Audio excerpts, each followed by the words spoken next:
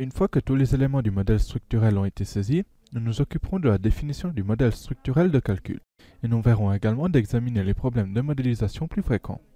Depuis l'environnement 3D, il est possible d'accéder à la vue structurelle, soit depuis le menu des types de vue, soit à travers le bouton dans la partie supérieure de la fenêtre.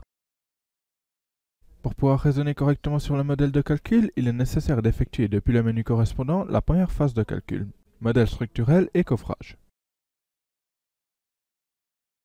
Suite à cette première phase, le modèle structurel est complètement défini, car les éléments bidimensionnels comme les parois et les radiers sont divisés en éléments shell. Il s'agit du modèle que le logiciel construit automatiquement à partir de celui 3D précédemment défini. Nous voyons qu'il est lui aussi tridimensionnel, défini par des lignes, des axes des éléments unidimensionnels, tandis que les éléments bidimensionnels sont divisés en shell triangulaires. Les nœuds sont représentés par des tronçons infiniment rigides. Celui-ci est donc le modèle qui sera utilisé par le solveur à éléments finis.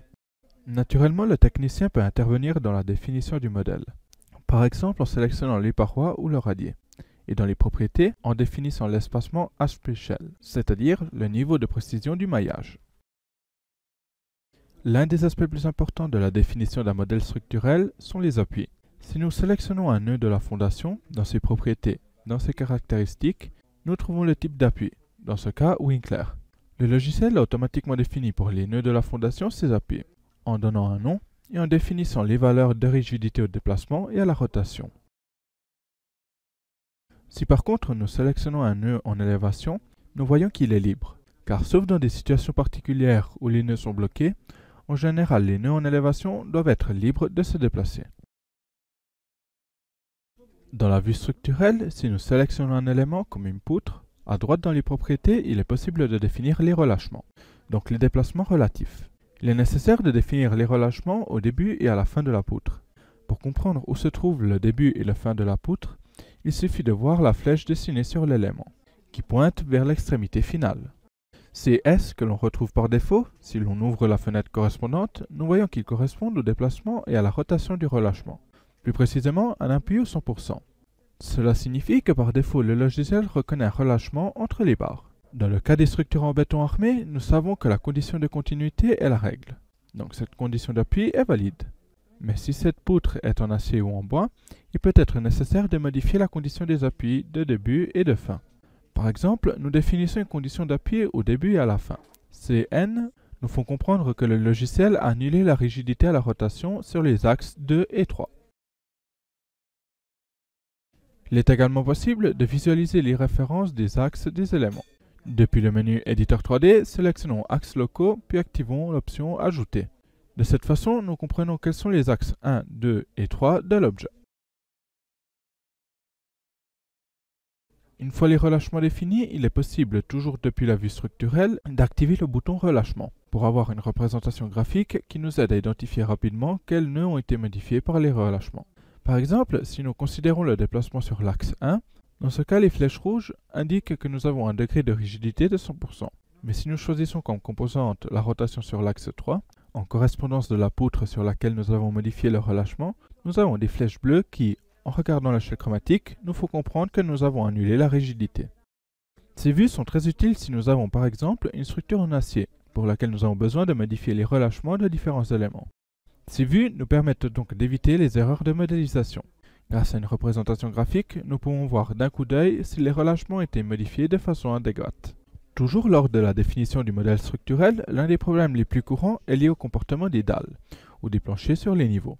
Pour gérer la modélisation des dalles ou des planchers rigides, il est nécessaire d'aller dans le gestionnaire des niveaux.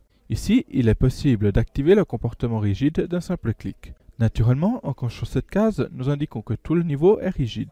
Le logiciel définit donc la relation cinématique entre le nœud principal et les nœuds secondaires de niveau. Cette hypothèse de modélisation n'est pas toujours la plus appropriée. Donc dans ce cas, nous décochons cette case. En alternative, nous pouvons indiquer la rigidité d'un plancher spécifique. Si nous le sélectionnons, à droite dans la boîte à outils propriétés, nous trouvons dans les caractéristiques le champ rigidité. Nous pouvons donc y définir un comportement infiniment rigide. Du point de vue du calcul, en présence de cette condition, le logiciel insère dans ce plancher une série d'éléments à très haute rigidité axiale, de façon à empêcher les déplacements relatifs entre les nœuds appartenant au périmètre de ce plancher. Un autre élément critique de la structure est l'escalier. Une mauvaise modélisation de cet élément comporte très fréquemment des problèmes structurels. Voyons un exemple avec un fichier où nous avons modélisé une structure simple, qui supporte une série d'escaliers de différents types, à dalles rampantes ou avec poutres à genoux. Dans cet exemple, nous avons laissé 6 rampes non générées. Si nous nous limitons à voir le dessin, il semble que tout soit modélisé correctement. Nous avons la première section et en continuité, nous avons la deuxième section. Mais si nous générons la structure de ces rampes, et nous consultons la vue du modèle de calcul, nous voyons rapidement que cet escalier n'est pas en continuité structurelle. Nous le voyons simplement parce que, dans la vue de calcul, nous perdons l'affichage des volumes des éléments, en ne visualisant qu'une ligne passant par le centre de gravité de la structure. Pour la rampe avec poutre à genoux, les marches et le palier sont simplement des charges. Donc nous voyons le chemin structurel de la poutre lié à l'encastrement. Donc dans ce cas, l'escalier n'est pas modélisé correctement. Pour le modifier, il est nécessaire d'annuler la génération de la structure, accéder aux propriétés de l'élément et ajouter un palier final. De cette façon, nous créons un rapport avec le palier de l'autre rampe. Lorsque nous générons la structure de cet escalier, nous voyons qu'il présente maintenant une continuité structurelle.